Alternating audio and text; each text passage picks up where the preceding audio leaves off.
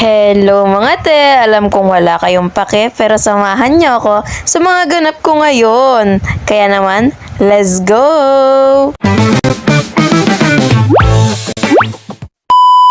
And yes, nagbabalik na naman ako for another video. Consistent na yarn. Keme lang, ngayon kasi wala kaming pasok kaya nakapag-video pa ko. Kaya sulitin na natin ang araw na wala tayong pasok. Pagkagising ko ngayon, maura-aura lang ako dyan sa kasalamin and nag-toothbrush na rin ako. Huwag niyong kakalimutan mag-toothbrush sa umaga ha, para fresh naman kayo. After ko nga mag-toothbrush, napagdesisyonan ko na maglinis muna ng bahay kasi ang gulo ng bahay namin te. Fast forward ko na nga lang pala yung mga video nito kasi ang tagal kong naglinis talaga. Buti na nga lang rin walang tao dito sa baba kaya makakapaglinis ako ng matiwasay. Ako lang ba? Ayoko talagang naglilinis pag may tao sa bahay. Going back, inuna ko nga lang pala tong mga nasa upuan dahil ang daming kalat hindi na naubusan ng nakapatong. Pati na rin pala tong counter hindi na rin talaga naubusan ng nakatong-tong-tong-tong sahor. Liit nga ng bahay namin hindi ko na alam kung saan ko ilalagay itong mga to. Kaya ang ginawa ko, binalik ko na lang ulit. Pero now, mas malinis at mas maayos na yung pagkakalagay. Hindi lang siya basta-basta nakatungtong doon. Ito nga rin palang pwesto dito sa PC. Napakadami ding nakatungtong. Ano ba naman tong bahay na to? Actually, mga gamit to ni kuya kaya hindi ko masyadong pinakialaman kasi baka mapagalitan tayo pag may nawala dyan. Inayos ko lang talaga yan tsaka mga tinanggal ko yung mga nakatungtong pati na rin mga nasa ilalim na unnecessary things naman. Pagkatapos nga nun, dito naman sa lamesa yung inatupag ko. Tinanggal ko lang yung mga nakapatong din and mga dumi-dumi sa lamesa. Ito nga rin pala yung isa sa pinakakinakainisan ko pag may mga towel na hindi nakasabit or mga hindi man lang hinahanger, nakakainis lang talaga siya. After ng pagtanggal ko lahat ng mga nakapatong sa mga patong-patungan namin, winalis ko na lahat ng mga kalat at alikabok. Medyo kumati pa nga yung ilong ko dyan kasi nga dahil sa mga alikabok pero deadma lang.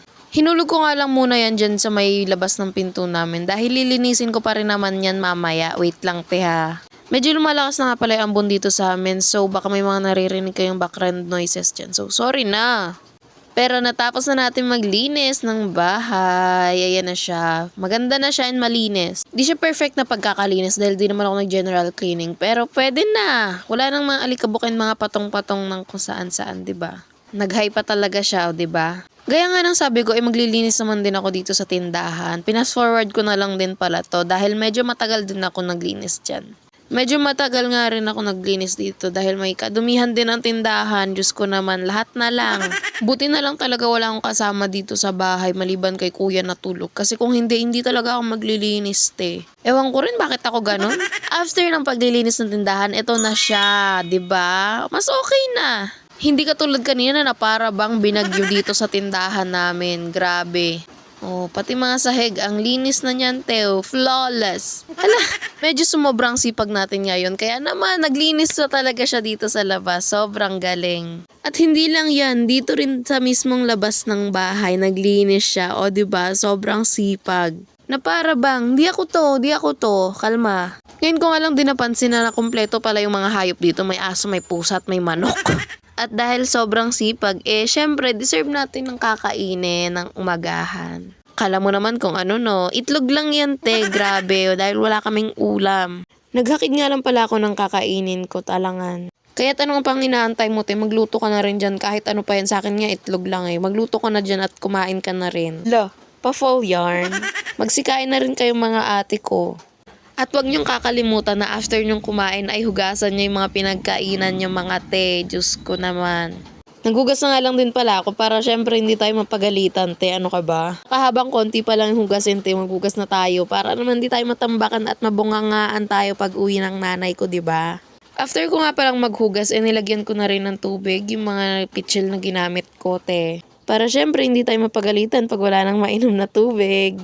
After nga ng lahat ng ginawa ko, naalala ko na may meeting pala kami sa school kaya agad-agad ako nag-ayos at nagbihis te. Casual nga lang pala yung sinuot ko dahil mabilis lang naman yung meeting so ganyan lang yung suot ko te. Na para bang simpleng babae lang po ito. Nag-makeup nga lang pala ako saglit dyan para naman mukha tayong tao pagpapasok sa school, diba? Very light makeup lang naman ang ginagawa ko te para naman di tayo masita-sita sa school, diba? Para lang naman di makita ang mga chismes and mga imperfection ng babae, diba?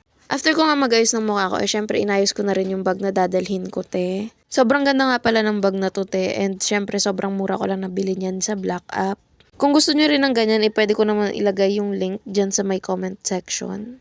Nagsapatos nga lang din pala ako niyan saglit dahil paalis na talaga ang babae, medyo nalilate na. Thank you nga pala kay Mami Lia dahil gamit na gamit ko talaga yung sapatos na binigay niya. Ito na nga pala yung final looks, di ko pala naipakita kanina and sobrang sinimplehan lang. Wala to! Sobrang pretty, parang kakainin. Talagang umaura-aura ka pa, nalilate ka na sa meeting. O, diba, nakakadagdag talaga sa style yung magandang bag, diba? Ang mura-mura lang yan talaga, te. Kung gusto mo yan, mag-avail ka na. Bala ka dyan. After ko nga umaura-aura, syempre umalis na ako dahil malilate na nga sa meeting ang babae. Ano ba? Hindi nga ako masyado nakapag-film dahil medyo nahihiya pa nga ako mag-film, te. Ano ba? Mga palihim na film pala yung nagagawa ko. Actually, yung meeting pala namin is tungkol sa gaganaping sports fest sa amin. After pala ng meeting, tumambay lang pala kami sa 7-Eleven. Kumain na nga rin pala kami dyan dahil saktong 12 na and gutom na kami, te.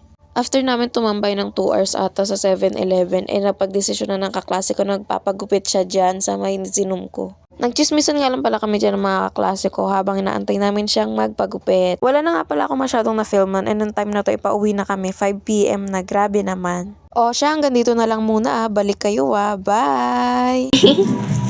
Bye-bye! Bye-bye! Bye-bye! Bye-bye!